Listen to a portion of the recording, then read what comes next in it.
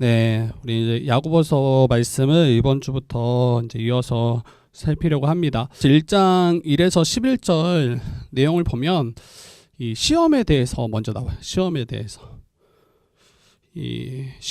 나오는데 이 야고보서를 쓰는 이가 이제 야고보죠. 이 사도 야고보 아니고 12제자 중에 야고보 이름이 2명이 있었어요. 뭐 세베대의 아들 야고보, 뭐 알페오의 아들 야고보. 근데 이 사도 야고보는 아니고 이 예수님의 동생인 이 야고보를 말합니다. 그리고 이 야고보가 이 후에 예수 그리스도를 믿어요. 자기의 형제였지만 그가 메시아구나 믿고, 그리고 후에 이제 교회의 지도자가 됩니다. 그런데 이 야고보가 있을 당시에 교회가 굉장히 큰 핍박을 받고 유대 그리스도인들이 다 뿔뿔이 흩어지게 돼요. 그래서 이 1장 1절에 보면 이 주 예수 그리스도의 종 야고보는 흩어져 있는 12지파에게 문안한다라고 이야기해요. 흩어져 있는. 지금 이 극심한 박해로 인해서 다 뿔뿔이 흩어져서 이 자기의 신앙을 지키고 있는 모습입니다. 그리고 12지파라고 할 때 이 12지파는 이 구약의 이스라엘 지파를 말하죠. 그래서 하나님 나라의 백성을 상징합니다. 그리고 이게 신약으로 와서 12제자, 이 12사도들의 터 위에 세워진 교회가 바로 이 참 하나님의 백성임을 연결이 되죠. 그래서 지금 1절에서 이 흩어져 있는 12지파에게 문안한다라는 것은 이 그리스도인들을 말해요. 이 사도들이 가르친 그 복음을 듣고 믿음을 갖게 된 그리스도인들. 그리고 그들이 이제 이 큰 박해로 인해서 뿔뿔이 흩어져 있는 상황들을 생각해 볼 수 있죠. 그리고 지금 이 흩어져 있는 가운데 있는 그들에게 여러 가지 문제들에 대한 소식을 듣고 야고보는 교회의 리더로서 이 편지를 씁니다. 그리고 이 야고보서를 보면 외적인 핍박에 대해서도 잠깐 다루지만 교회 내부적으로 생겨나는 문제에 대해서 굉장히 많이 이제 언급해요. 이 교회 가운데 생겨난 졸부들, 굉장히 큰 부를 갖고 있는데 이게 도리어 이 교회의 하나됨을 깨는 모습으로 드러나기도 하고, 그래서 경제적인 이유로 교회 안에서의 차별들, 또 형식적으로 신앙생활하는 모습들, 그리고 이 사랑이 식어져가는 모습들로 이게 드러나요. 야고보는 이러한 모습들을 책망하면서 교회가 회복해야 될 그 본래의 이 모습을 강조하고 거룩한 교회로서 계속 세워져 가기를 권면합니다. 그리고 여러분, 거룩한 교회도 세속화될 위험이 있는 거예요. 세상에 휩쓸려서 그 세상의 가치관과 그 모습들로 교회가 존재할 수 있는 거죠. 그리고 오늘날 우리 주혜특교회도 그러할 위험에 언제든지 직면해 있습니다. 야고보서 강의를 통해서 우리 또한 회복해야 될 모습들이 무엇인지, 또 우리가 자라가야 될 그 지점들이 어떠한지를 다시 한번 듣고 거기에 우리가 마음을 모을 수 있으면 좋겠어요. 그런 은혜가 이 야고보서 강의 가운데 있기를 축복합니다. 네, 우리 처음으로 한번 들어가 봅시다. 야고보는 내 형제들아, 너희가 여러 가지 시험 당하거든 온전히 기쁘게 여기라 2절에 이야기하죠. 그래서 먼저는 성도들에게, 이 믿음의 길을 걸어가는 성도들에게 여러 가지 시험이 있음을 지금 말해요. 여러 가지라는 것은 정말 다양한 시험들이 우리에게 주어지고 우리가 마주할 수 있다라는 것을 말하죠. 그래서 정말 생각지도 못한 시험들을 우리가 당면하기도 합니다. 신자로 살아가면서 다양한 시험을 마주하는 것을, 그렇기 때문에 이상한 일로 여러분 생각하시면 안 돼요. 왜 내게 이런 시험을 주셨습니까? 물론 때로는 답답할 때 그렇게 물을 수 있어요. 그런데 우리가 은연중에 어떻게 생각해야 됩니까? 내게 시험이 왔구나. 시험을 마주하는구나. 이것을 이렇게 인정하고, 마치 우리 학생들이 중간고사, 기말고사를 치르는 것처럼 그렇게 좀 이 때를 여기는 것이 도리어 우리의 신앙의 성숙을 위해서는 바람직한 모습이겠다. 근데 시험만 오면 막 불안해하고 벌벌 떨고 어떻게 해야 될지 모르고 결국 시험 망치죠. 그럼 시험 때가 되면 시험 당연히 치러야 될 것으로 여기는 게 저희들에게 유익할 것입니다. 여러분, 왜 우리에게 시험이 있냐면 그리스도인들이 살아가는 이 시대가 여전히 악한 영이 지배하는 이 세대 가운데 살아가기 때문이에요. 이미와 아직이에요. 하나님 나라는 예수 그리스도로 말미암아 이미 임했죠. 그러나 그 나라는 완성되지 않았어요. 여전히 악한 영들, 또 공중의 권세 잡은 이 사단이, 또 마귀가 이 성도들을 시험하고 넘어지게 하는 그 시험이 있습니다. 이 여러 가지 이 시험들 가운데 이 신자가 살아갈 수밖에 없는 거죠. 주님 오셔서 완성하실 그 때가 이르기까지 신자는 이 두 세대가 충돌하는 가운데 이미 임한 그 하나님 나라와 또 이 하나님 나라가 완성하기까지 이 악한 영이 다스리는 세대와 그 하나님의 나라가 통치하고 다스리는 그 세대가 이 충돌하는 가운데 신자는 살아가고 있어요. 그래서 이 시험 오는 것이 이상한 일이 아닙니다. 그리고 야고보는 그때 우리에게 뭐라고 권면하냐면 온전히 기뻐하라고 이야기해요. 시험을 당하거든 온전히 기뻐하라. 여러분, 시험을 어떻게 기뻐합니까? 이런 주제는 여러 번 다루긴 했어요. 빌립보서에서도 다뤘고, 그런데 야고보서에서도 동일하게 우리에게 권면합니다. 시험을 당하거든 온전히 기뻐하십시오, 이렇게 이야기해요. 여러분, 우리가 시험 당할 때 우리를 한번 생각해 보세요. 시험을 딱 마주할 때 그때 우리는 근심하기 시작하고 염려하기 시작하고 부담되고 유쾌하지 않아요. 그런데 야고보는 이 시험을 온전히 기쁘게 여기라 이렇게 이야기하는 것이 여러분 우리에게 납득이 되는지. 그리고 시험당한 지체가 있을 때 우리는 어떻게 반응합니까? 보통 위로의 말을 전하잖아요. 잘 이겨낼 거야. 힘내면 좋겠어. 승리할 거야. 이렇게 격려하고 위로하는 말을 우리가 일반적으로 해요. 그게 나쁘다 이런 이야기가 아니죠. 마땅해요. 위로하는 게 신자가 우리 지체들을 돌보고 위로하는 게 마땅한데 시험 당할 때 기쁘게 여겨라 이렇게 말하기는 쉽지 않다고요. 시험 당한 지체에게 기뻐해 이렇게 말하는 게 쉽지 않다고요. 그럼 야고보는 시험 당한 형제에게 그들을 놀리기 위해서 이렇게 지금 말하냐는 거예요. 그렇지 않죠. 야고보는 시험 당한 성도들에게 온전히 기쁘게 여기라 이야기하면서 신자가 어떤 존재인지 다시 한번 우리에게 말합니다. 그럼에도 불구하고 우리는 시험을 만날 때 온전히 기쁘게 여기지 못할 때가 많죠. 그리고 시험을 만나게 된 것을 굉장히 어려워하고 신음하며 이 자신의 처지를 비관하는 것을 때때로 보기도 합니다. 여러분, 한번 생각해 봤으면 좋겠어요. 왜 우리는 시험을 기쁘게 여기지 못하는가? 왜 이 시험이 내게는 기쁨이 아닌가? 첫 번째로는 시험이 힘들기 때문이죠. 이 시험이 내게 주어지는 것이 너무 힘들고 버겁고 어렵기 때문이에요. 그리고 시험은 그렇기 때문에 이거 피해야 될 대상으로 여기지 이게 기쁨의 대상으로 여기지 못합니다. 시험을 만나게 되면 겁부터 우리는 먹게 돼요. 피할 길만 구하게 돼요. 근데 이 시험 자체가 여러분 버겁고 또 이게 어렵다라고 생각될 때 이걸 기뻐한다라는 거는 굉장히 어렵습니다. 당황케 하는 일이게 되죠. 그리고 두 번째로는 시험은 이걸 저주라고 또 형벌이라고 여기기 때문이에요. 어떤 시험을 마주할 때 여지없이 우리가 쉽게 가는 생각이 내가 혹시 죄로 인해서 하나님께서 벌하신 건 아닌지 이렇게 두려워합니다. 아까 제가 그 쪽지 받았던 것처럼 굉장히 두려워하고 내가 혹시 뭘 또 잘못한 거 아닌가? 이런 생각이 은연중에 드는 거예요. 그런데 여러분, 성도는 더 이상 율법으로 인해서 하나님께 받을 저주와 형벌이 없어요. 이미 예수가 십자가로 인해서 그 율법으로 인한 모든 저주와 그 하나님의 심판, 진노 다 예수님이 친히 감당하셨기 때문에 신자가 하나님으로부터 받을 저주, 진노는 없어요. 물론 때로는 징계는 있죠. 사랑하는 자녀이기 때문에 그 자녀가 바로 자라도록 하는 징계는 있지만 이러한 저주와 또 진노, 심판은 여러분 이미 지나갔습니다. 믿는 신자에게.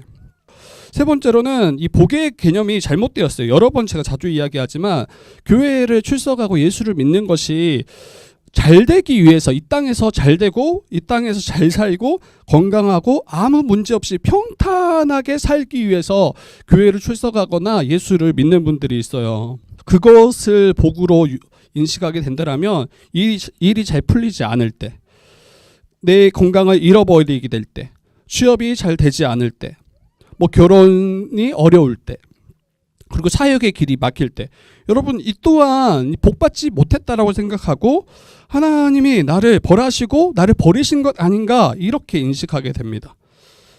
그래서 모든 어려움과 시험을 다 악한 것으로 규정하게 돼요. 그 귀신론을 가르치는 그 성락교회 김기동 목사라고 있어요.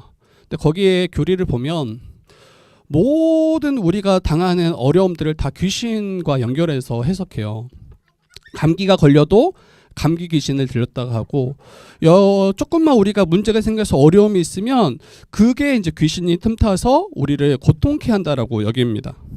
근데 여러분, 세상에서 당하는 신자들이 당하는 고통은 그렇게 우리에게 무익하거나 이것이 저주거나 또 악한 영들이 역사하는 그런 모습만은 아닌 거예요. 그래서 복의 개념이 잘못되었을 때 이 시험 당함을 기쁨으로 여기지 못해요. 여러분, 시험 자체를 기뻐하라는 거 절대 아니죠. 그거는 이상한 거죠. 근데 이 시험을 통해서 어떻게 하나님의 일들을 다루시는가, 이걸 기대할 때 기뻐할 수 있는 거죠. 여러분, 왜 우리는 신자들은 이 시험을 온전히 순전한 마음으로 기뻐할 수 있는가, 이 기쁘게 여길 수 있는가, 이제 이 부분들을 다룰 텐데, 이 말씀 한 절 읽어봅시다. 우리 3절입니다. 3절. 우리 3절 말씀 같이 한번 읽어보도록 하겠습니다. 시작. 이는 너희 믿음의 시련이 인내를 만들어내는 줄 너희가 알미라. 네, 우리가 당하는 이 믿음의 시련, 믿음으로 말미암아 주님을 따르다가 만나는 그 시련들은 여러분 우리에게 인내를 만들어냅니다. 성도가 당하는 이 시련은 여러분 인내라는 열매를 맺게 해요. 인내라는 단어는 여러분 참는 거죠. 참는 거. 그리고 견디는 거예요. 이게 열매 맺는데요. 시험을 통해서 내게 인내가 또 견딜 수 있는 것을 우리가 열매 맺게 됩니다. 왜 인내하고 견디는 것이 왜 이게 우리에게 유익할까요? 참고 견딤을 통해서 성도는 여러분 견고해져요. 단단해져요. 그 믿음이 아주 딱 그 어떤 것도 요동하지 않을 그러한 믿음으로 자라게 합니다. 마치 철을 재련하는 것처럼 여러분 다 아실 거예요. 이 광석을 가져다가 먼저 용광로에 다 녹여요. 그리고 그 과정을 통해서 불순물들이 다 제거되어지고 이 순수한 철을 추출해서 그것을 더 단단하게 만들고자 막 수없이 때리고 다시 불에 넣고 또 다시 때리는 일을 계속 반복해내요. 이러한 과정들이 반드시 필요한 거죠. 그렇지 않으면 그에 맞는 그 용도에 맞는 일을 할 수가 없는 거죠. 이와 마찬가지로 믿음의 시련은 신자들을 견고하게 하고 단단하게 하고 성숙하게 하는 그 과정으로 쓰여집니다. 그렇기에 이 시험을 통해서 인내함을 갖지 못한다면, 신자가 인내함을 열매 맺지 못한다면 여러분 우리의 남은 신앙의 여정 가운데 쉽게 믿음의 길을 탈선하게 될 거예요. 약간의 시험만으로도 견뎌내지 못하죠. 그 시험이 주님을 원망하게 하고 자기의 삶을 비관하게 하고 주님을 떠나가게 합니다. 여러분, 신자들이 당하는 그 시험들을 볼 때 어떤 분들은 그렇게 원망하고 비관하고 할 때 옆에서 제3자가 볼 때는 별게 아닌 게 많아요. 그걸 무시하는 게 아니라 나중에 정말 이거 엄청난 일이 있겠구나 하고 이야기를 들어보면 이 정도 일이 아닌데 한 것들이 많아요. 정말 심각한 경우는 정말 열에 하나나 둘이나 정도이지 대부분은 그냥 있을 법한 일들인데 문제는 그걸 견뎌낼 힘이 없는 거예요. 여러분, 약간의 시험만으로 나는 견뎌내지 못하고 또 주님을 원망하거나 또 자기의 삶을 비관하며 살아가진 않는지, 그리고 여러분 신자들이 걸어가는 믿음의 여정이 만만치 않아요. 계속 이야기하잖아요. 마가복음을 통해서 또 복음서를 통해서 주님이 걸어가신 그 길이 저와 여러분들이 걸어갈 그 길이어야 되는데 주님이 걸어가신 길이 꽃길이 아니었어요. 처음부터. 그리스도를 따를 때 복음으로 인해서 때로는 가난에 처해지기도 하고 또 관계의 어려움을 당하기도 하고 또 여러 외부로부터 조롱을 당하기도 하고 많은 믿는 신자들이 순교에 이르기까지 했단 말이에요. 그런데 우리는 약간의 시험조차도 내게 허락하는 것을 원치 않고 그것을 받지 못한다고 한다면 여러분 결과적으로는 주님을 못 따르게 돼요. 결과적으로는. 그럼 여러분이 선택하시면 돼요. 시험을 회피할 수 있죠. 충분히 회피할 수 있어요. 그러면 그 다음에 시험이 없냐? 또 다른 시험이 오겠죠. 그러면 또 회피하면 돼요. 계속 회피하며 살아가셔도 돼요. 그런데 그의 믿음은 자라가지 못하겠죠. 그리고 쉽게 우리의 신앙을 잃어버리거나 요동하거나 흔들릴 수밖에 없는 거예요. 그래서 우리가 정말 주님의 장성한 분량까지 정말 주님이 쓰시기 합당한 그런 신자로서 자라가기 위해서는 이 시험은 반드시 있을 수밖에 없는 과정이라는 것을 이걸 인정해야 돼요. 그리고 이걸 받아들이고 그 시험들을 감당해낼 때 여러분 우리가 자라갈 수 있습니다. 자라갈 수 있습니다. 어떤 이들에게는 어려운 일일 거예요. 저도 어려워요. 그런데 여러분 이게 주님이 우리를 자라게 하고 또 주님을 닮아가게 하고 주님 길을 따르게 하는 정말 중요한 과정이라는 것을 우리가 잊지 않았으면 좋겠습니다. 그리고 여러분 인내를 온전히 이룰 때, 그러니까 우리가 이 참고 이 시험 가운데 견딜 때 그때 여러분 어떤 일이 일어나냐면 아무것도 부족함이 없게 합니다. 우리 말씀 다시 한번 읽어볼까요?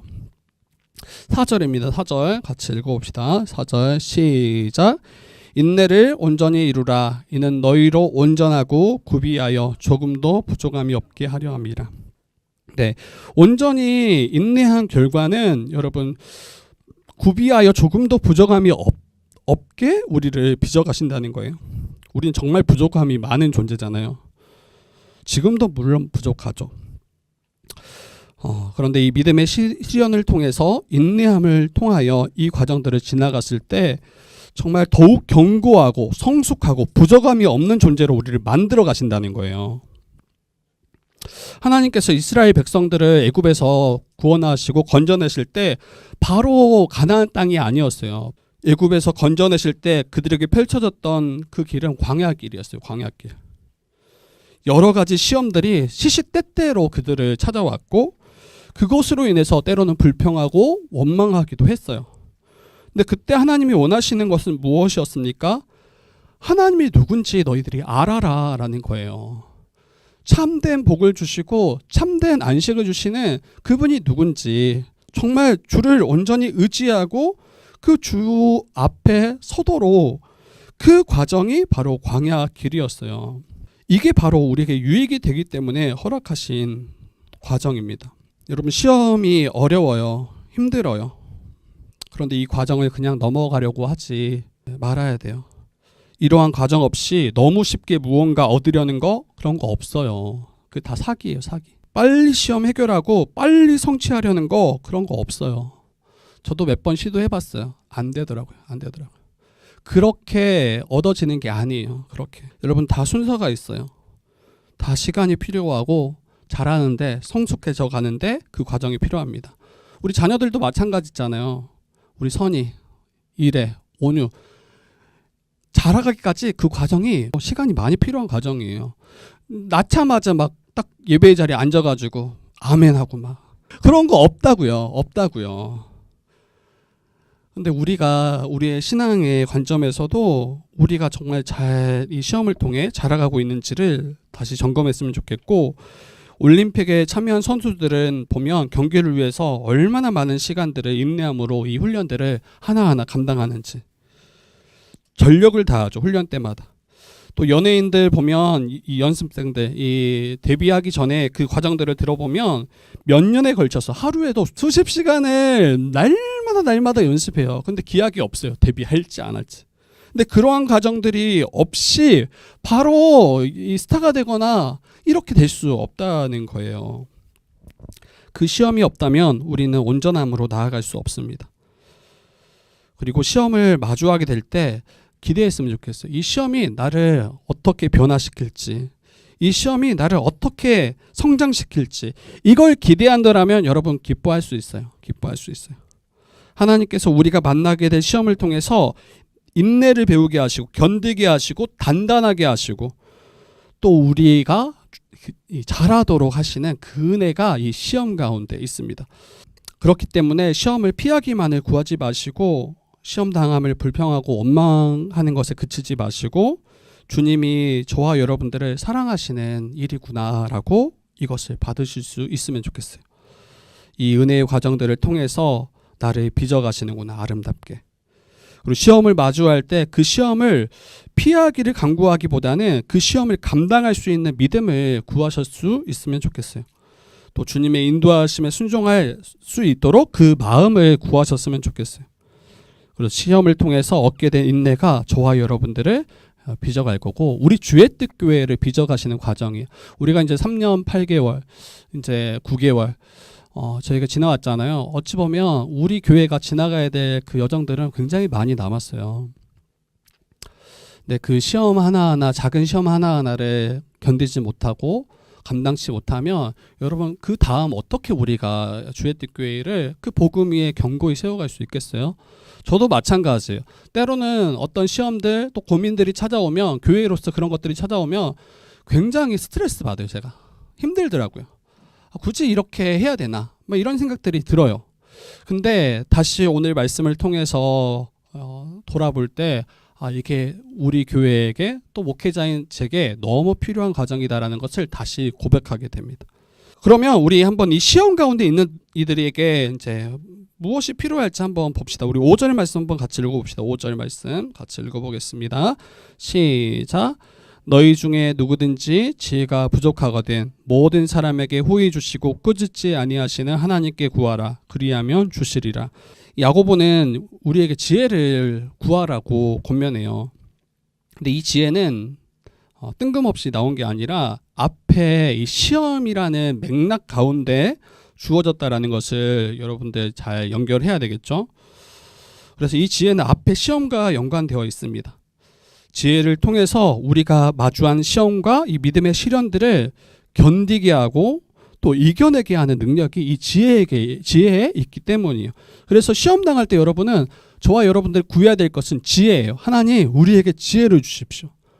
이 시험들을 감당하고 또 이해할 지혜를 주십시오. 여러분 시험을 견디지 못하게 하는 중요한 이유 중에 또 하나는 이 일어난 일에 대한 이 우리에게 벌어진 그 어떤 상황에 대한 이 감각이 없기 때문이에요. 이것을 이해하지 못할 때 견디지 못합니다. 너무 답답하죠. 왜 하나님이 내게 이런 시험을 허락하셨는지, 왜 하나님이 우리 교회 가운데 이런 시험을 허락하셨는지 이거에 대한 감각이 없을 때 여러분 인내하는 것은 굉장히 버거운 일이에요. 그냥 하나님만 신뢰하고 갈 수는 있겠죠. 그러나 이 일에 대한 감각이 있을 때 도리어 힘있게 또 기쁨으로 감사함으로 일들을 감당할 힘이 생깁니다. 하나님께서는 지혜를 우리에게 주심으로 우리의 무뎌진 영적인 지각을 열어주시고 그 지혜를 통해서 우리가 당한 상황을 복음의 관점에서 하나님의 관점에서 우리가 당한 이 시험을 해석할 능력을 주세요. 그리고 하나님께서 허락하신 지혜를 얻은 자는 내가 당한 시험을 통해 내게 하나님이 원하시고 바라시고 또 우리가 자라가기를 원하시는 그 지점이 무엇인지 이해할 수 있게 됩니다. 그러면 이것조차도 시험조차도 우리가 감사가 될 수밖에 없어요. 요셉을 생각해 보세요. 진짜 말도 안 되는 시험이었어요. 정말 말도 안 되는. 형들에게 시기당하고 미움당해서 예굽으로 팔려가고 또 이 노예 신분에 있다가 억울한 일을 당해서 감옥에까지 내려갔던 그 요셉. 근데 요셉은 이 일로 크게 요동하지 않았어요. 물론 너무 어려웠을 것 같아요. 자신을 죽이려고 했던 또 자기를 팔았던 형들과 다시 마주하잖아요. 근데 그때 요셉의 그 고백을 들으면 진짜 놀라워요. 당신들이 나를 애굽에 보낸 것이 아니다라고 고백하잖아요. 하나님의 관점에서 이 일들을 이해하고 해석하고 도리어 자기를 미워하고 자기를 시기하고 팔았던 죽이려고 했던 형들을 용납하고 용서하는 데까지 나가잖아요. 그리고 이 모든 일이 하나님이 이스라엘 이 민족을 구원하시기 위한 하나님의 큰 은혜의 방편이었음을 고백하잖아요. 여러분, 지혜는 우리가 당한 상황들을 하나님의 관점에서, 복음의 관점에서 이해하게 하고 또 이 상황들을 인내하게 하는 힘이 지혜에 있습니다.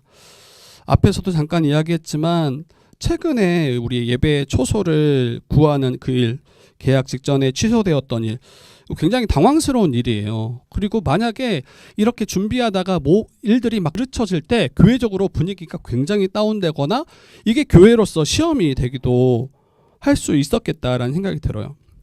지금껏 기도하며 준비해왔던 그 일들이 마치 다 허사로 돌아가는 것처럼 이렇게 느껴질 수 있잖아요. 그런데 이때를 또 우리가 영적인 감각을 열어서 살펴보면 어때요?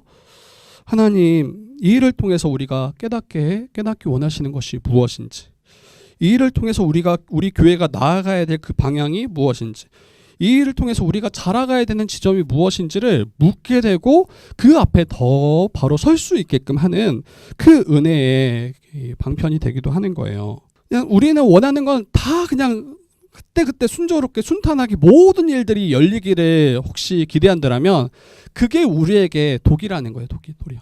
그러면 우리는 더 주님을 의지하지 않을 수 있겠죠. 더 이 일들을 통해서 우리 자신을 점검하지 않고 이 일들을 그냥 넘어가기가 쉬웠겠죠. 그래서 이 과정들을 통해서 우리 교회가 또 내게 주님이 원하시고 바라시고 또 교회로서 한 단계 더 자라가게 가기를 원하시는 부분들이 어떠한 부분인지 이걸 점검하실 수 있어야 돼요. 이걸 그냥 놓치고 그냥 바로 장소로 나아간다면 아마 나아갈 거예요. 언젠가 하나님이 뜻하신 그때 장소를 허락하시겠죠.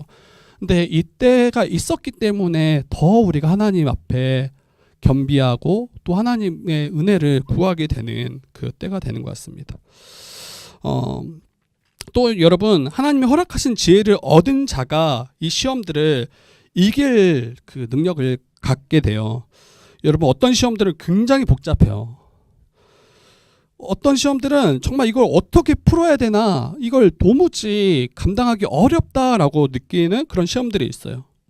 개인적으로든 교회적으로든 어떤 문제들은 잘못 다루면 그로 인해서 너무나 큰 어려움을 당하기도 합니다. 그렇기 때문에 지혜는 정말 중요해요.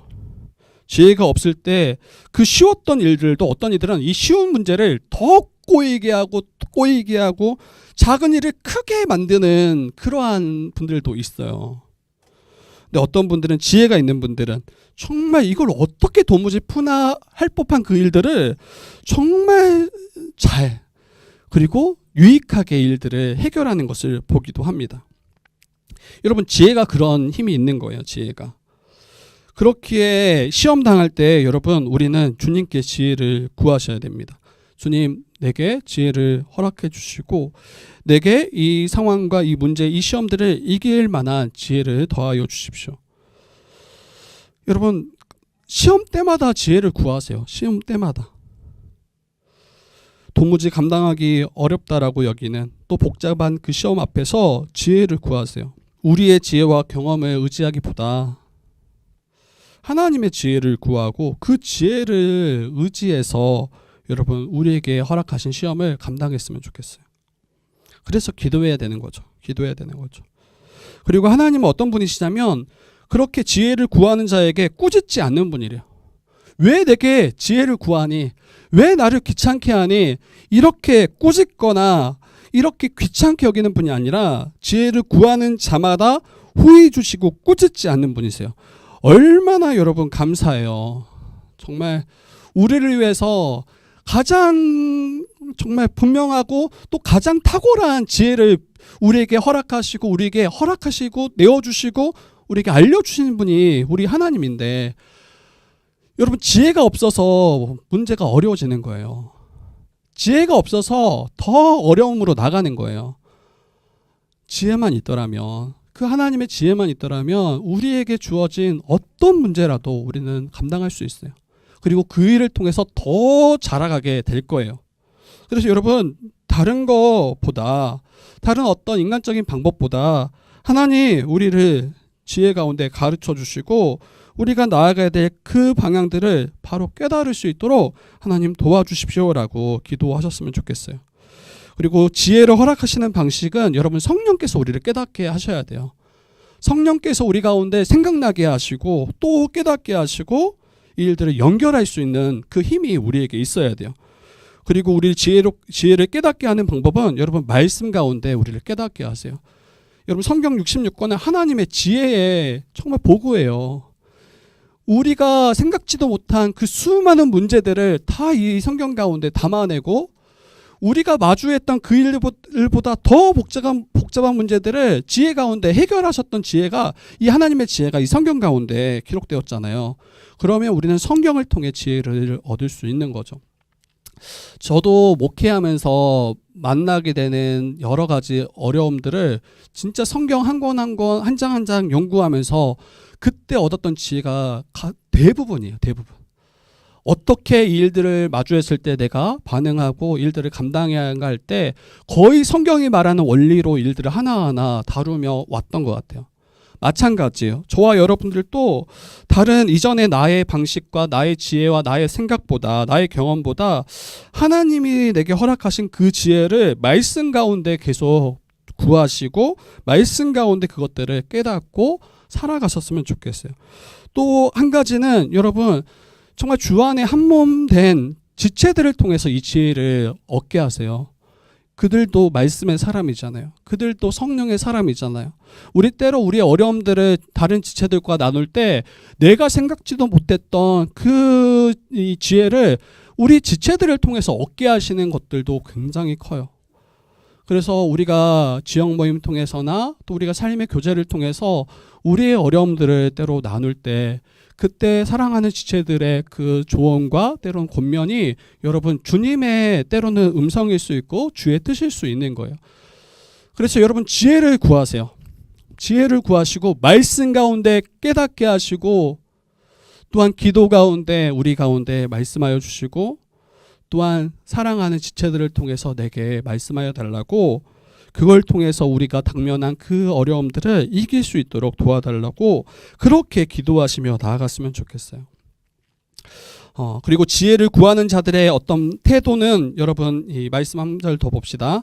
6절입니다. 6절. 우리 한번 6절 말씀 읽어봅시다. 6절입니다. 시작.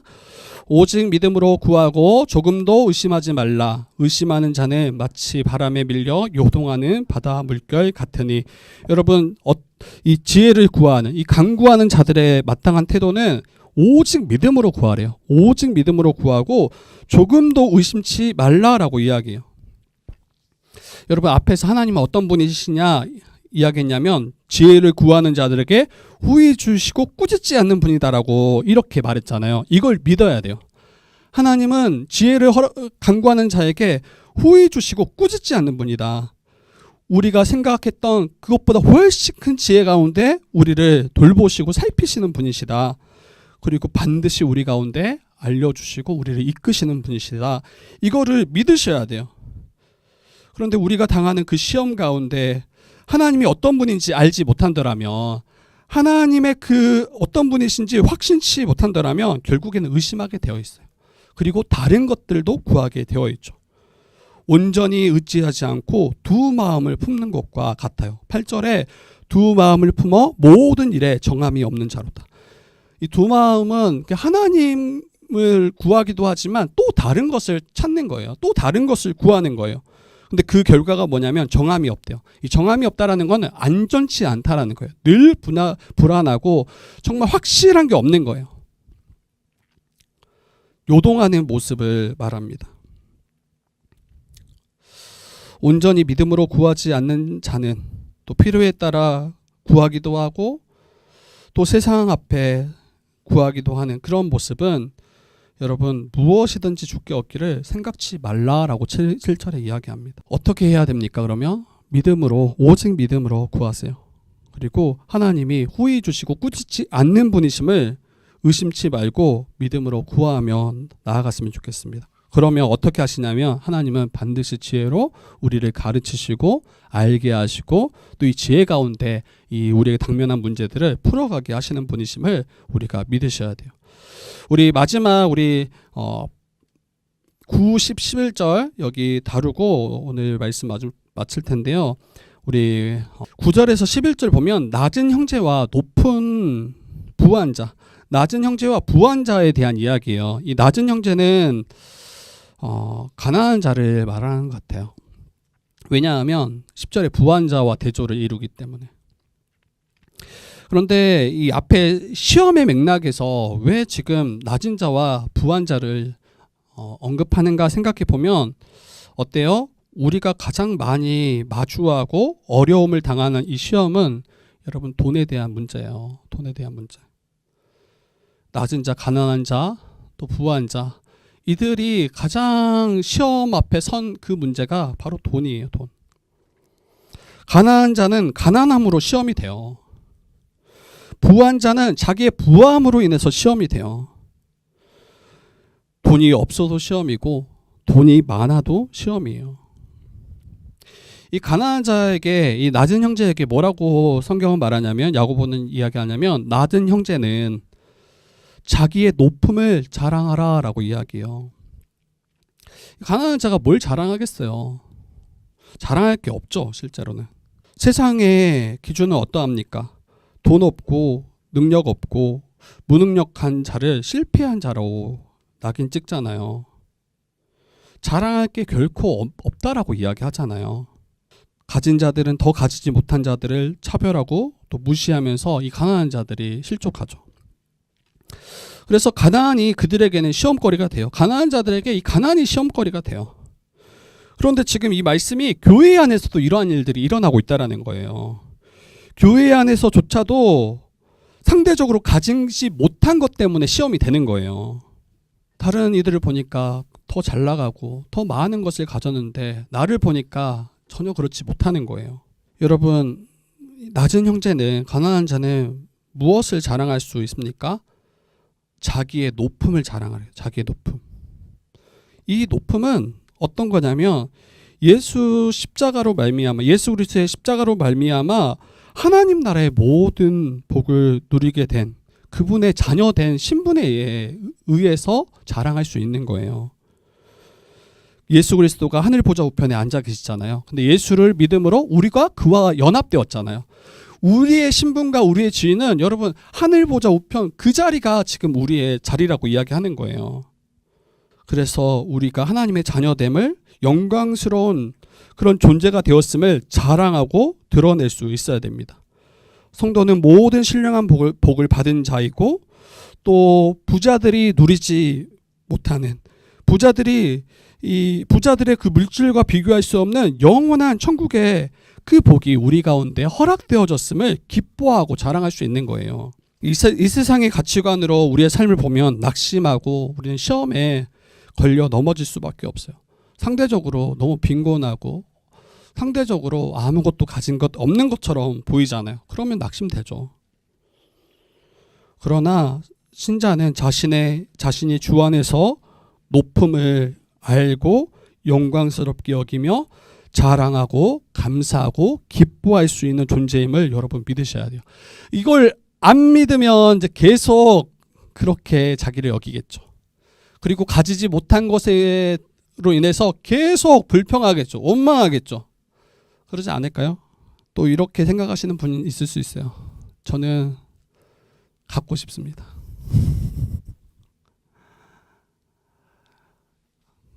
알아서 하세요. 알아서들 하세요. 알아서. 저는 그냥 방향만.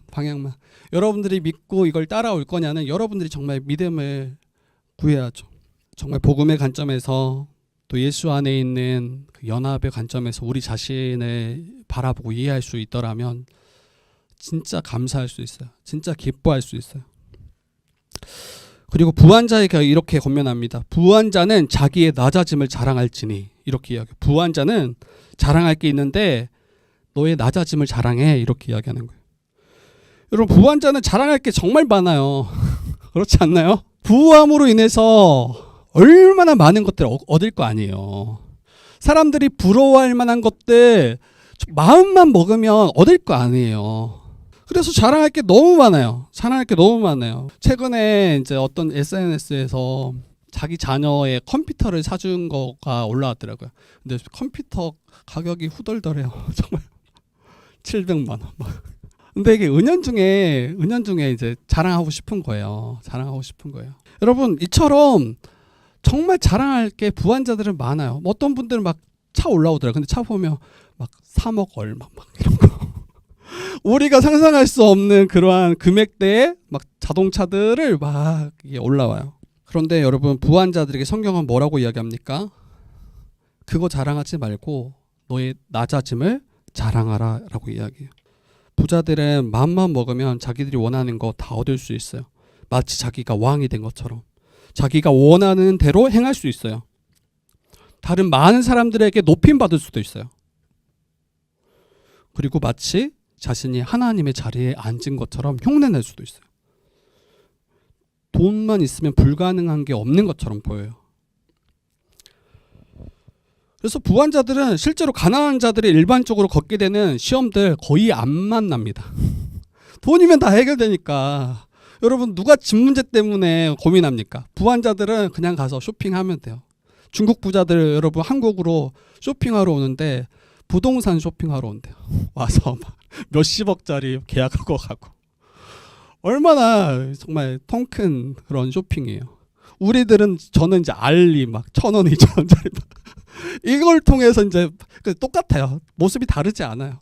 뭐 부동산 몇십억짜리 쇼핑하든 알리에서 몇천 원짜리 쇼핑하든.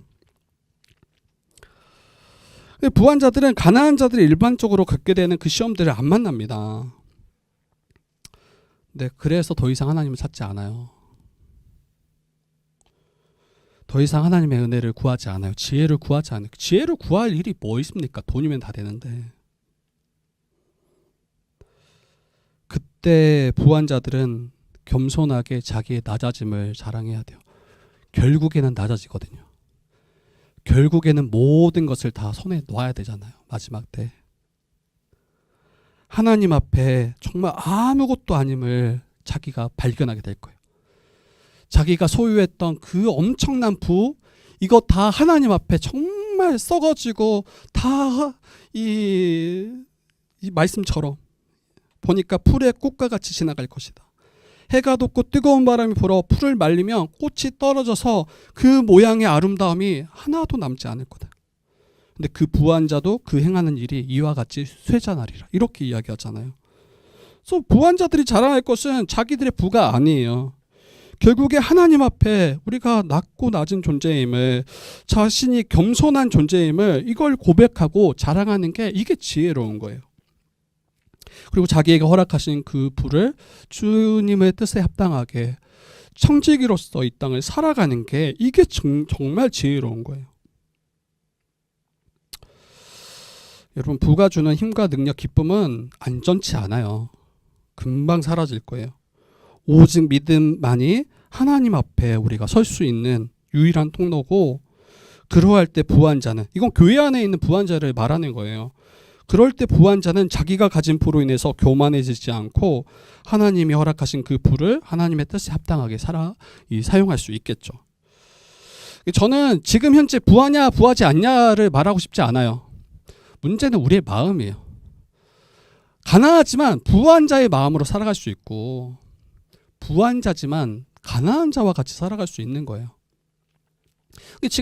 지금 당장 우리의 상태를 가지고 내가 부하다 가난하다 이렇게 말하지 마시고, 그렇게 적용하지 마시고, 정말 나는 하나님 앞에 가난한 자로서 정말 나의 높음을 자랑하고 있는가, 또 혹시 내가 부하다라고 생각하고 그러한 가치관으로 살아가고 있더라면 나는 나의 낮음을 자랑하고 오직 하나님 앞에 서는 것이 이 믿음으로 말미암은 그 사랑만이 정말 영원함을 믿는가, 이것을 점검하셔야 돼요. 여러분, 말씀 마치겠습니다. 신자는 여러 가지 시험을 마주해요.